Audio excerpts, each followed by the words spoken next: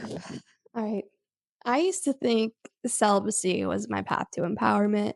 I thought shutting myself off from the men who didn't deserve me, from intimacy, and from my own sensuality was a way to protect myself. And turns out I wasn't protecting my power, I was avoiding it.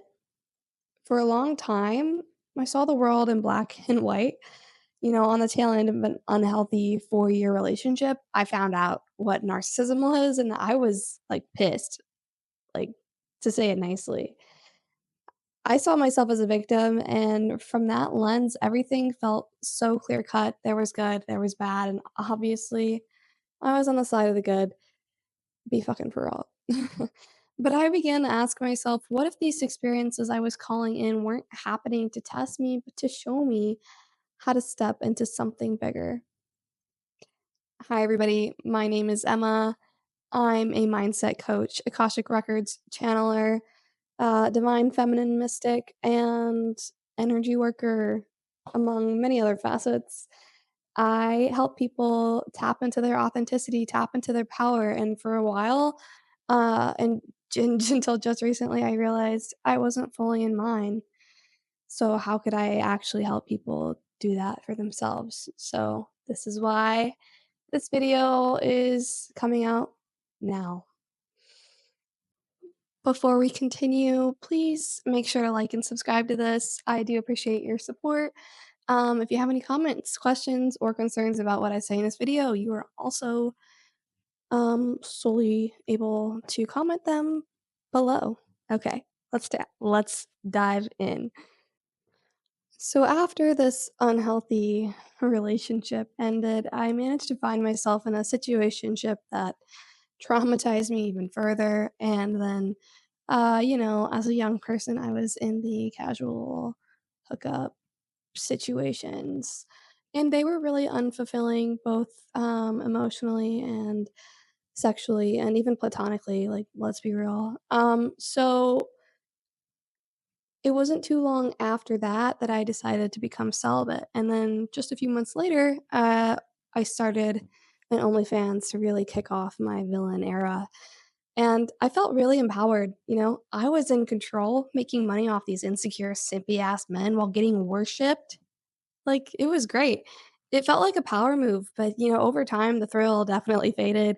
The validation, the material success, it didn't actually give me the sense of justice that I thought it would. It was still rooted in proving something and still playing within the same system of power and control, and then I took it even further. I chose celibacy. I was convinced that this was the path to self-respect and energetic sovereignty, and yet I kept attracting partners who are incredibly, sexually open and secure in that and emotionally unavailable, let's be real. But I shut them all down, feeling that their openness and display of desire was rooted in lust and not what I was really after, which, love. So each time this happened, and it happened a lot, God, it happened so many fucking times, I had an emotional breakdown, like, in dark night of the soul. Like, I literally thought about a lot of times because I was just like, "Why is the universe doing this to me?" Guys, it was so rough. It just felt like no matter what healing work I was doing, you know, there was no man that was even, like, slightly better or cared to offer me the love that I knew I deserved. Like, I knew that. So over time, I had a series of wake up calls. After my first ayahuasca ceremony in October of 2023 was the first one. I had a massive realization, and that was that this bad bitch persona on OnlyFans wasn't about real confidence. It was still rooted in resentment. I had built my success as a giant fuck you to my ex. So fuck you, Max. Okay, I had to get that out of the way. To every man who had ever hurt me. But that meant I was still letting them define me.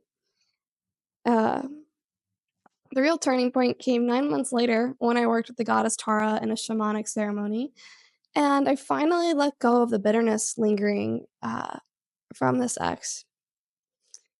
And in that moment, I saw what real love felt like, not just from another person, but from, like, the universe itself.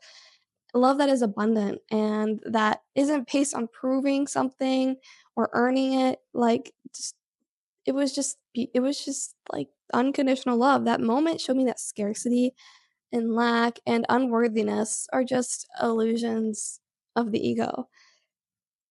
And now just recently, discouraged by my latest failed talking stage, I was forced to confront why I had chosen celibacy in the first place. Like, you can imagine I'm a little sexually frustrated, right?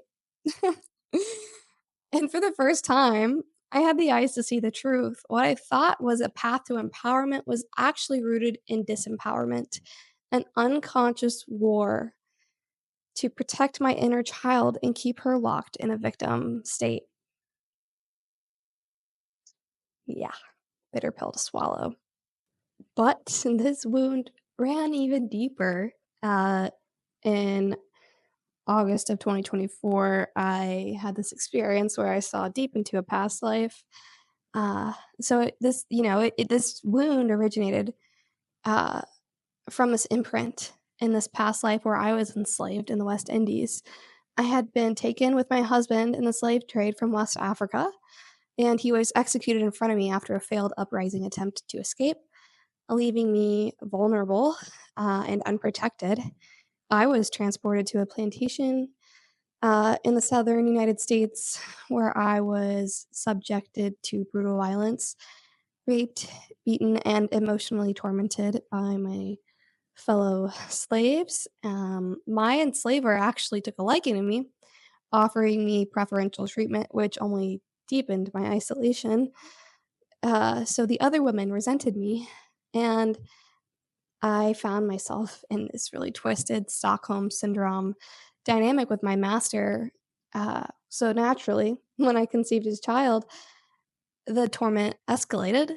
Uh, and I was desperate for a way out at this point. So I turned to my ancestral knowledge and some kind of African voodoo magic, and I attempted to hex him, and it backfired. The curse fell upon my unborn child, and they were born malformed, and they did not survive. The guilt consumed me in that lifetime, and I had used my power irresponsibly, and I never forgave myself. Like, I didn't just hex my child, I hexed my bloodline, like, my soul's, path. So in this life, my fear of being seen, my fear of stepping fully into my power all trace back to this wound. Celibacy, which I once thought was protecting me, was actually reinforcing the very thing, reinforcing my belief that I was unsafe in my power. And life force energy is directly tied to sexual energy. It fuels creativity, intuition, and vitality. How could I expect to be an extraordinary Akashic channel when I was denying my own power? How could I build a thriving business when I had been operating from burnout for years? And how could I truly hold space for others if my own channel was weak? So, if I could go back and give my younger self some advice, I'd tell her this: life isn't testing your worthiness, it's testing your discernment. And it's asking you, do you know who you are? Do you know what you really want? And do you know it's actually worth your time? And when you answer those questions from a place of wholeness, everything shifts. Discernment is also about knowing the difference between what your soul is truly hungry for and the way your ego wants its needs met. The soul seeks expansion, truth, and deep connection, while the ego seeks validation, control, or comfort in the familiar. One is a calling, and the other is a coping mechanism. And learning to distinguish between the two is where self mastery begins. Duality isn't about seeking separateness, it's about seeking connection. Each interaction, whether harmonious or challenging in my past, was an invitation to see myself more clearly and understand how my experiences were shaping me.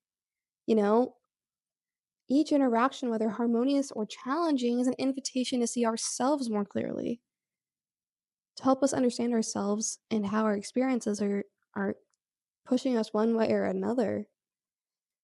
So the Akashic Records told me this.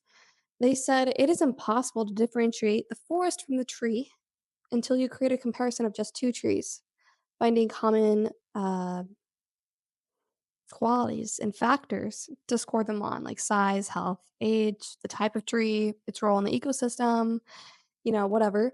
In the same way, duality creates a spectrum of comparison without realizing that we are the same and interconnected.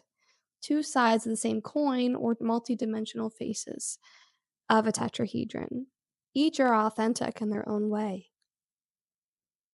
So, this message is important in how it relates to our collective realization of unity, the ability to commune and rid ourselves of differences, the realization that we are much more alike than different, yet still containing our own separate truths, visions, emotions, and journeys.